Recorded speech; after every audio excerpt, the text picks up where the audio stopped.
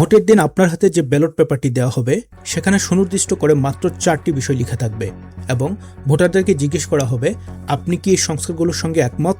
আপনি ভাবতেই পারেন হ্যাঁ, এই 4টি বিষয় তো আমিও চাই, কিন্তু আপনি কি জানেন এই একটি ভোটের মাধ্যমে আপনি শুধু ওই 4টি বিষয় নয়, আসলে 84টি ভিন্ন ভিন্ন প্রস্তাবনায় স্থায়ী সম্মতি দিয়ে দিচ্ছেন।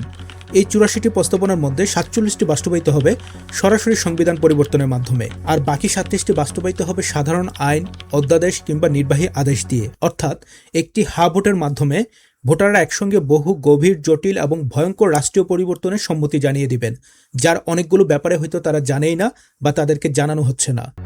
আপনি হয়তো বিচার বিভাগের স্বাধীনতার পক্ষে, কিন্তু আপনি কি আপনার পরিচয় বাঙালি থেকে বাংলাদেশিতে পরিবর্তনের পক্ষে? আপনি কি সংসদের উচ্চকক্ষ গঠনের পক্ষে? এই 84টি বিষয় সবগুলোর সঙ্গে আপনার একমত হওয়ার সম্ভাবনা কতটুকু?